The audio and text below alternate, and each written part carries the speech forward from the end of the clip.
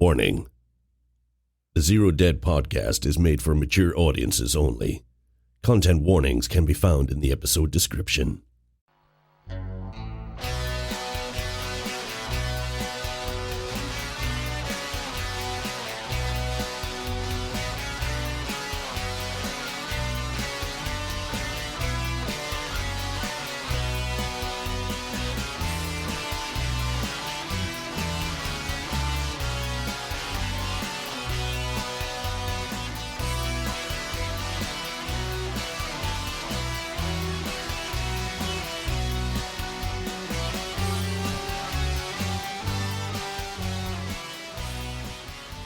Now, when we last left our quote-unquote heroes, you all were moving towards Boston, and in more or less certain terms arrived in Boston. All of you were, well, 3 of you were headed for the restaurant, but there was one agent, a certain Mr. Giradanda, who didn't. Maybe. Detective Giradanda thought it was in his best interest to find out who sent the invitation, and, well, through some detective work, he found out and got the address of said person, a certain Dr. Elias Barbas. He went to the house of Elias Barbas in Boston and found out that there was nobody home. Yet in this house, he came to a discovery after breaking in. There was a kitchen that had been seemingly not used in quite some time.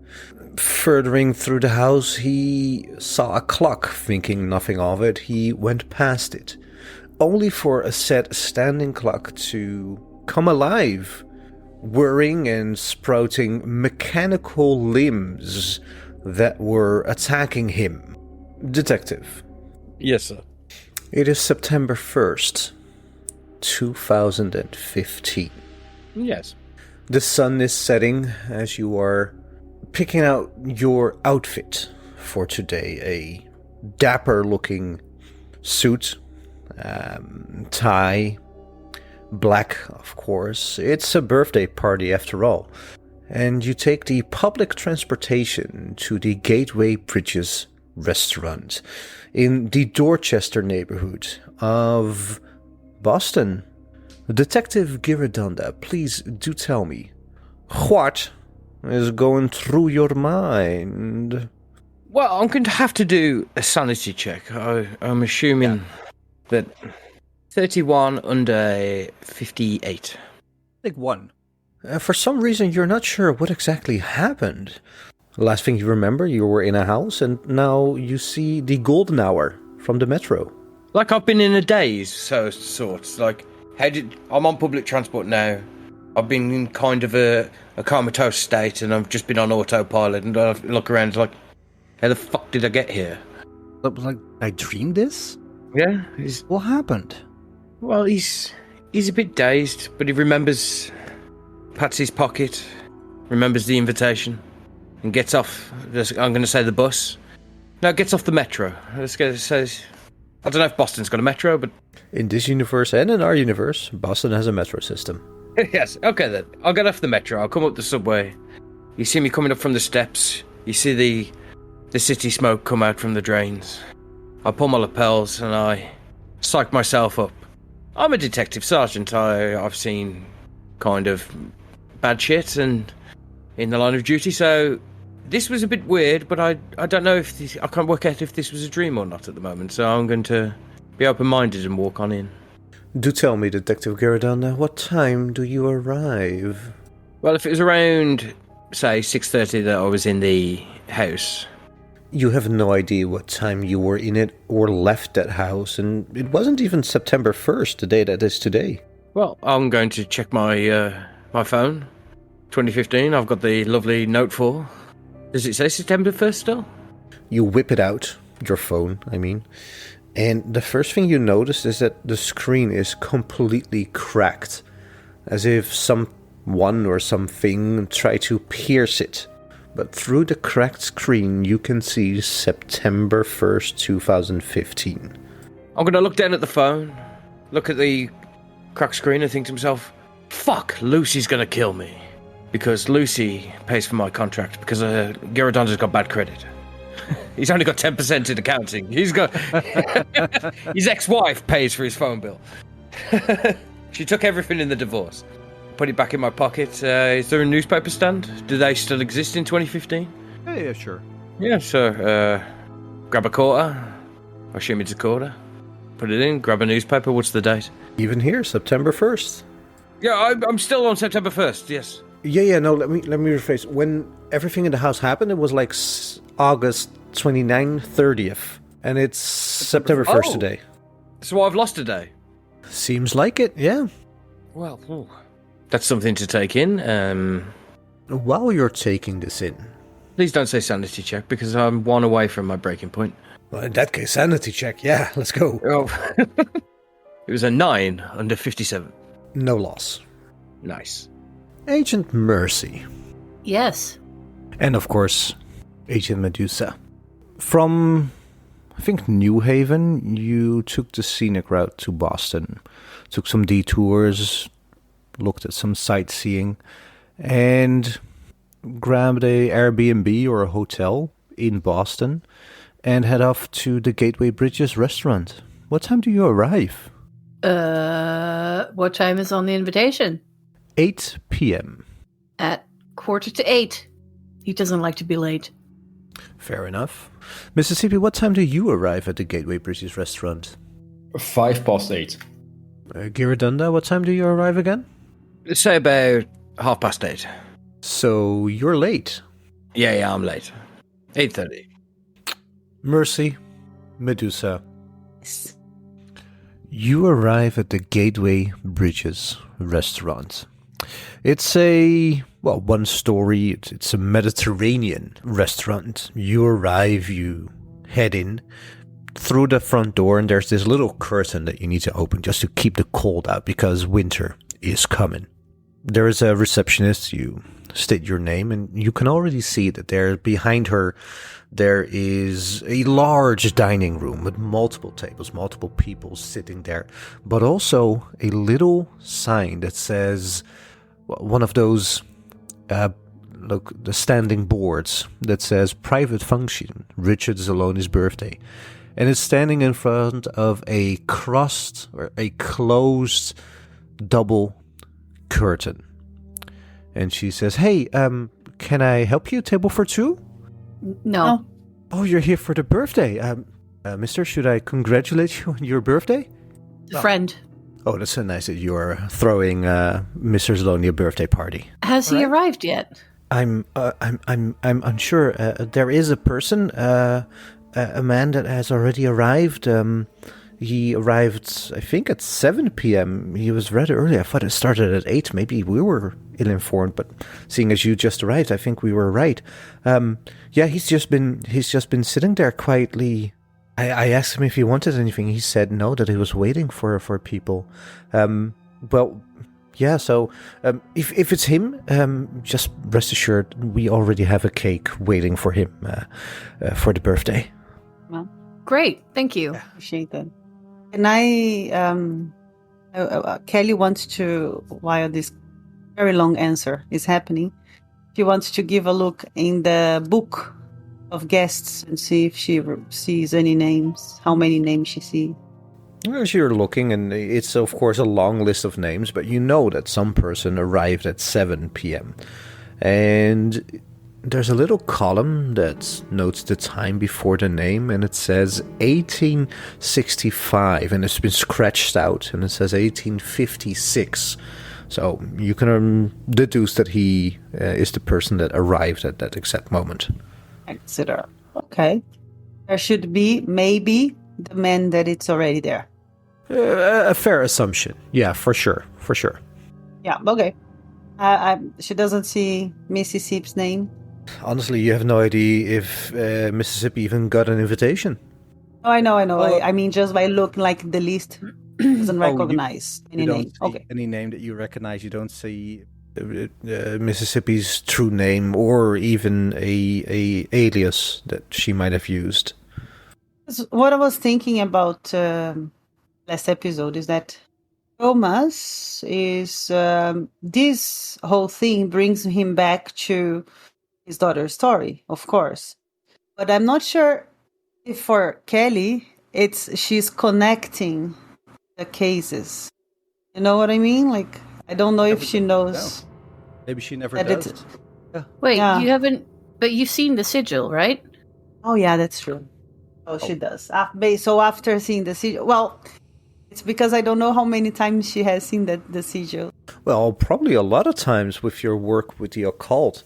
Also, remember that you have... It's just a question. Oh, I understand. Yeah, there's a lot of information. But also, you have the book, The Ars Goetia. You found it in the night floor, so maybe at some point you were flipping through it.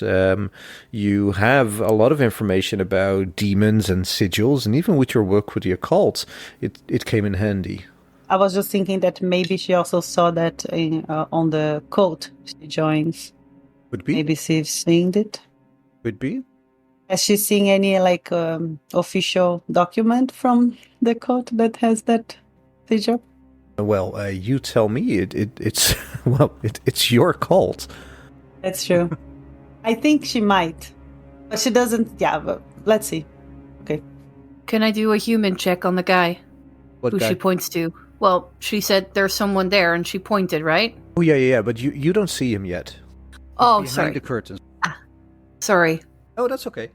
So this lady, this receptionist, she escorts you through the restaurant, and it's your typical restaurant. There's a couple staring awkwardly at each other, having their first date probably. There is a family with 2 children that are in the age that you do not want to have dinner outside with your family. A young kid that's just running around a bit, showing his new coat to people. And this receptionist escorts you through the dining room towards this double curtained area. She opens it, ushers you through, and you see a large private dining room, large table, 12 seats, sconces on the wall flickering with that fake candlelight that's flickering, and at the far end there's a man sitting there. Looks old, 65, not as old as you, Thomas, but still pretty old. Large African-American man, and he stands up, says, hey, thank you for coming. Please have a seat. The waiter will come and ask if you want something to drink. It's not only you two. There is more people coming. So let's just wait until they arrive, and then we can talk business. Okay. Humint check. Yes. Just because I don't trust him, basically. I don't trust any of this. Because you're so on edge, let's just give you a plus 20% bonus. Do I still have to roll then? Because it makes it 90. Well, you can still roll over 90. Oh, that's true, yeah. True. I didn't. I rolled 8 under 90. Well, that's pretty low. That's very low. If this was Call of Cthulhu, I know, this would have been a You'd be critical golden. success. Yeah. he seems a bit nervous, a bit on edge, but no more or less than you yourself are at this moment. Okay. Does he seem like an agent? Even sitting down, his posture, he carries himself as somebody who has been in law enforcement for a long time. Okay. Though you can tell that there's no malevolence, anger or anything. He's very soft-spoken in the way he's talking. Mm-hmm. And with your 8, it goes further. His soft-spokenness, it also betrays a certain intelligence behind the way he speaks. Mm-hmm. I know what you mean. Does he have anything... Well, how is he dressed? Does he have anything with him? He's wearing a suit, just a regular suit.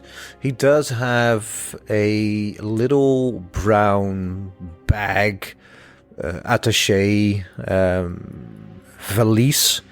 I'm blanking on the word.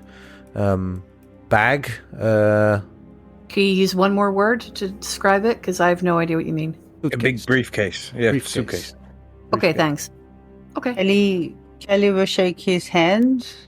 I I've been thinking for a little bit if they know that she's Kelly, like if she's using other name.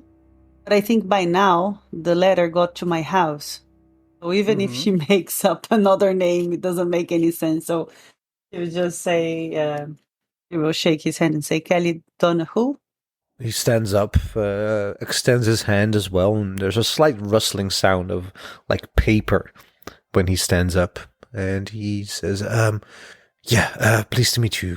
Call me Exeter. Nice to meet you. Please, have a seat. Thomas shakes his hand as well and says, Agent Mercy. If you're Agent Mercy, then that must mean that you are Agent Medusa. That's right. Please only refer to each other by your code names. Please have a seat while we wait for the others to arrive. I whisper to Kelly, so do you think he knows I'm Thomas then? Yes, I do know that you are him. Oh, apologies, I didn't know. I didn't know my whisper was so loud. That's okay. I'm gonna call over the waitress. Please get anything you want. It's on me. And excuse me while I, the handler, also gets a drink. I'm very thirsty. Dude. How dare you? And Kelly's enjoying so much to see Thomas seeing all of this for the first time. Yeah? Yeah. I think that's why she doesn't say much when he asks. It's like you know what I thought about? You know what I thought about? You know when we had the extremophilia and we were staying in that hotel and there was the waiter. I remember. French waiter. The French waiter. I was thinking about that last night and it made me laugh so much. It made me giggle. The French waiter. Flirting and everything. Yeah. I also There was a reason why he was flirting. Sorry? You never found out. Yeah. I also remembered last week when I was cycling to work, just out of nowhere, like, what are we gonna do with the bodies? And the person, the hotel person, just dropping her stuff like, bodies? And you're like, no, bodies of water. Oh. Oh god, it's so great. Those breakfast scenes were the best. I love those. Yeah. Well, Oh, that was let's great. bring them back. Yeah. Let's bring them back. Yeah. Yeah, Awesome. let's. We should. Yeah, why not? Will there be a French waiter as well? Maybe I do not know, but c'est possible, no? Oui, oui. I miss Coco. Coco is from another story. I know. This is going everywhere. I know. Like Coco. I can still miss Coco and think about extremophilia. And Coco is French also, so. It's all connected. So, Agent Mississippi, you arrive at the Gateway Bridges restaurant. Do tell us, what are you wearing? Nothing too fancy. Nothing? Nothing? No, like more, say business casual. It's like a nice shirt and some jeans. You walk in and you also get greeted by the same lady at the front desk. Like, hey, welcome, ma'am. Did you have a reservation? And if so, in what name? Hi, I have an invite. And I show her the invite.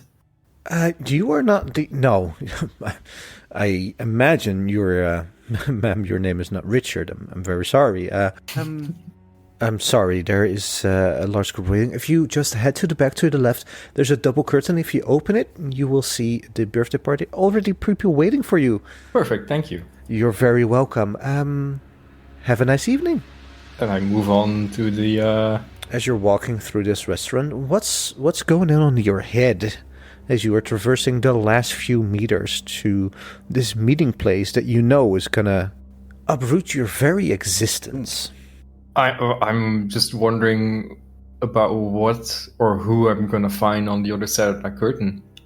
Because I've been like loosely connected to Delta Green over the past years, but I've not been on a mission.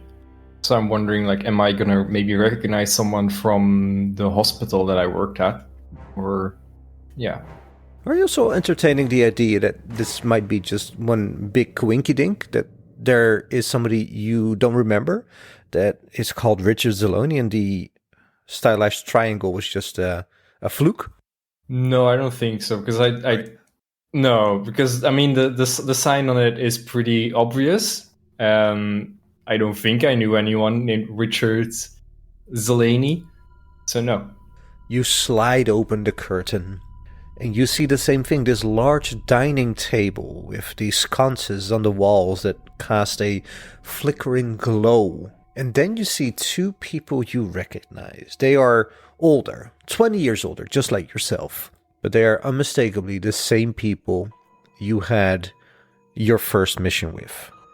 Agent Medusa and Agent Mercy. I was gonna ask, do I recognize them? Because it has been 20 years. Come on. Oh my god, how have you been? The last time I Oh. saw you, you had an axe I got better. lodged in you. I got better. How is that going? Yeah. I feel it when it's before a storm, but good. Yeah. How are you? Well, not dead. Good. So I guess good. Yeah. And have you met my and- lovely wife, Kelly? If I was drinking, or if Jenny was drinking, she would have done a spit take at that moment. Wife? Sorry? What? Yeah, long story, but yeah, wife, yeah. Married for 8 years now? Wow. I guess so. And Congratulations. Kelly, thank you. Kelly will go closer to Mississippi and give her a big hug. Doesn't matter if it's awkward, she will do it. I return the hug after a second or two. When she will do that thing that after the hug, she will hold her face for a little bit and look at her, like not saying anything, just holding awkwardly. She won't say anything, and then she will turn around and go grab a drink. And I imagine you spend some time catching up. It's slightly awkward. There's a person in the room that you don't really know, but he's not really paying attention. He's just softly humming to himself. Let the red answer man, what we shall do when this blue is all through. Just quietly humming to himself, his glass in hand. He's not even drinking? Well, there's a few sips out of his glass of water, but it's just water. He's not drinking anything else, not wine, not beer, as I imagine none of you do, except maybe Agent Mississippi. I'm definitely drinking some beer, I think. I'm asking for a non-alcoholic bud. The waiter gives you a look, as if he wants to say something, but he's not gonna. Medusa is drinking a glass of wine.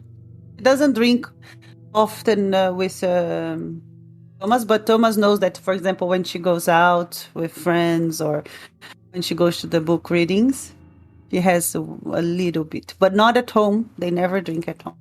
Yeah, no alcohol in the house. No alcohol in the house.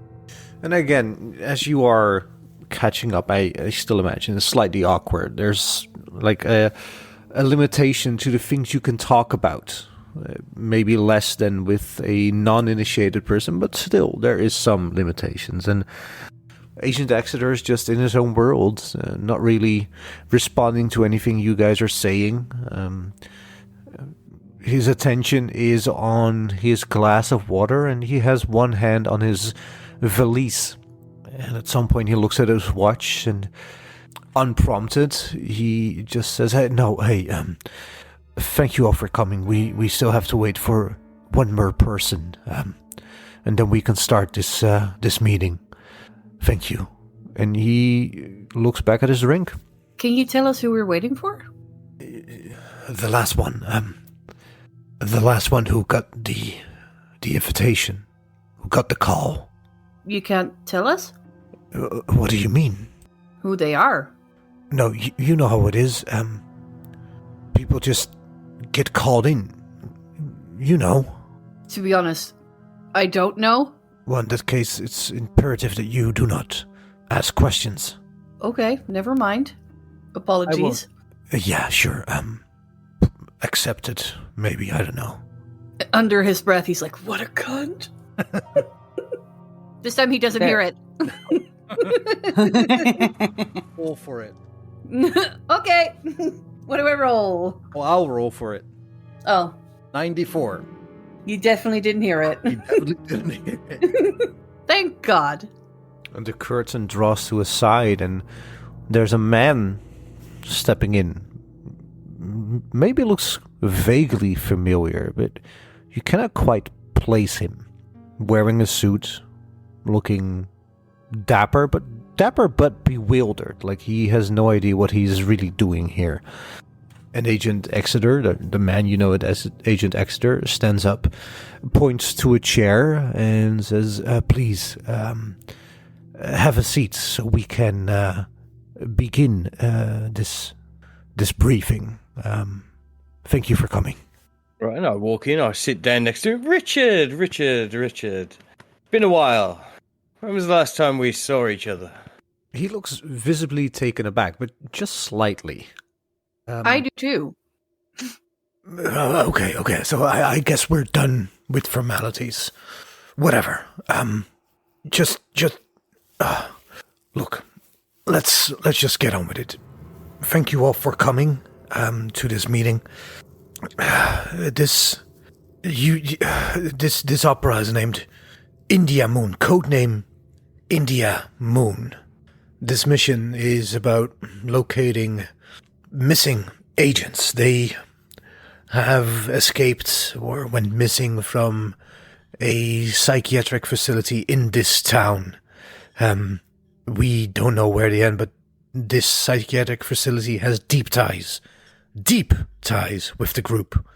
All of them have been under psychiatric care for some time, and they all went missing on August 28th at approximately the same time. Local authorities haven't been alerted. We want to keep this in-house, so to say. I'm sure you're wondering why you, as a group, has been asked to take care of this problem for us. It seems that one of the patients has written something on the wall prior to disappearing. Let me show you. He turns to the valise to his side and takes out a manila envelope. Rummages through the envelope and places what looks like a Polaroid picture on the table. His hand is covering it, and he says, "Look, what I'm about to show you can never, ever leave this room. I'm sure you understand. I believe this picture will answer a lot of questions for you, and also bring back a lot of questions." And he slides it towards you, Thomas. Holy fuck. Oh, fuck. Dun, dun. Thomas, and also Sanna has tears in their eyes. Thomas, what does the message on the wall, on the Polaroid, say? Abigail Wright has gone to sea, crossed the waves to rescue me. In a ship both tall and fine, she rounds the corner, marking time. As you can see, your previous mission, Operation Alice, it's not finished. I have goosebumps, by the way, from this review. Me too. Yeah, me too. I'm at the point of tears. So as you can see, this operation is a continuation of Operation Alice. All of you are, to a more, he looks at Thomas, or lesser extent, involved with that certain operation, and it's this reason that you have been brought back into the fold. Now, each of these operatives that has gone missing had, before their incarceration, contact with a book to have unnatural properties. The book goes by many names, many titles even. Whatever you do, you cannot read it past a cursory glance of the title. And any recovery of any occult book in this operation is to be reported. Do I make myself clear on this? It is vital. Vital. Crystal. Yes. What was the name of the book that these agents read? It goes by many titles. You will know it if you see it. All right? Okay. This is vital. Do not read it and report any title of any occult book towards the group. Again, I'm imploring you. Am I clear on this? Why are you looking at me? Yeah. Good. Sorry. It's tense, I know. Thomas looks at Kelly. He Like looks an extra look at like, do not read it. Oh, okay. And she looks down. She doesn't answer. She just looks down. No. By the way, when we see the note, Kelly holds Thomas' hand. No, she presses his arm a little bit in the back. Just because she knows that it's too much for him. It's one big ball of tension. Like there's no softness in him whatsoever. He's instantly gone. Rigid, yeah. Absolutely. And he's crying. And she's slowly pushing the glass of wine very far away. Like, is he... He's Like- not sobbing, but there's there's tears tears running down his face, but he's trying not to acknowledge it. Yeah. Agent Exeter turns to his left again, and from his valise he produces a large phone, like an old grey-brownish satellite phone. He places it on the table and slides it to Kelly. This is what you use to contact me. You know what? No, do not contact me. Contact the group. Use *616. Better yet, miss, you shouldn't have this. You should, sir. And he gives it to Detective Giradunda and says, this is untraceable, but still only speak in code. Well, I'm gonna look at him and go, what group? What is this? I'm gonna put two and two together as I'm seeing Thomas starting to break down. The name Abigail Wright appears in my head again. And I'm putting two and two together, who these people are. And he looks at Thomas. Thomas? Shit. Oh, Know each other. Oh my God, Giradonda? you never found your daughter. I'm going to say that Giradonda was the one that gave the bad news before Mercy joined the group. Sure. That something happened, so it was his case, and then he handed it over to these guys. So Then he looks knew at- that you were working on it. So then I'm going to look at Medusa in Mississippi. The McAllister building? Yeah. Wait, that was you? Yeah, well, but what the hell is going on here, guys?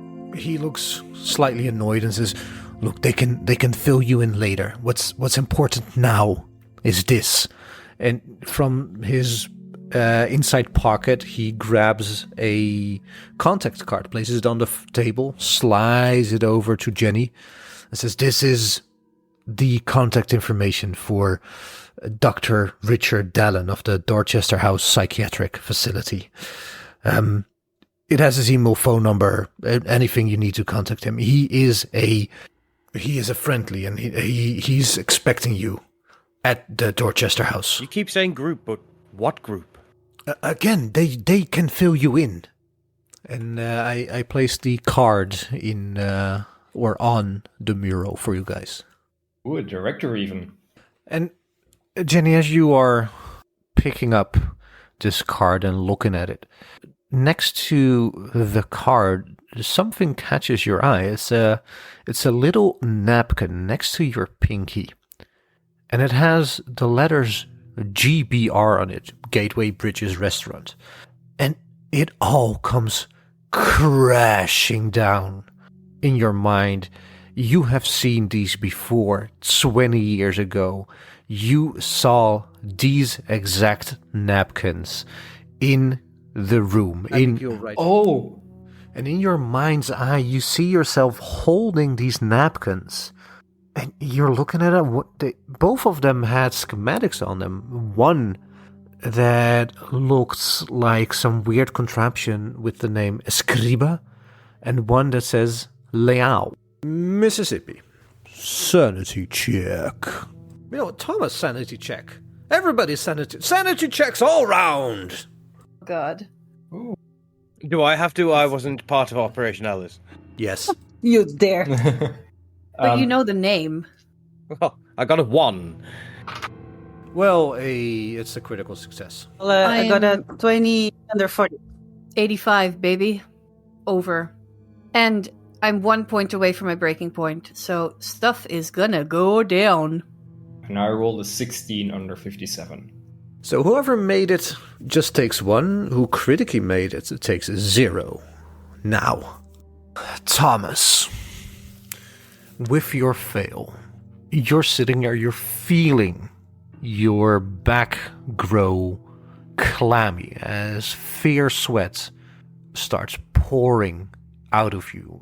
The world, the solid ground falls away, and you feel like you're floating, swimming in water, deep, dark, undulating water, and all the sound just reaches your ears in some sort of weird reverberation. And your heart is racing. You feel it as simultaneously you feel like you are gasping for air. Like I'm drowning.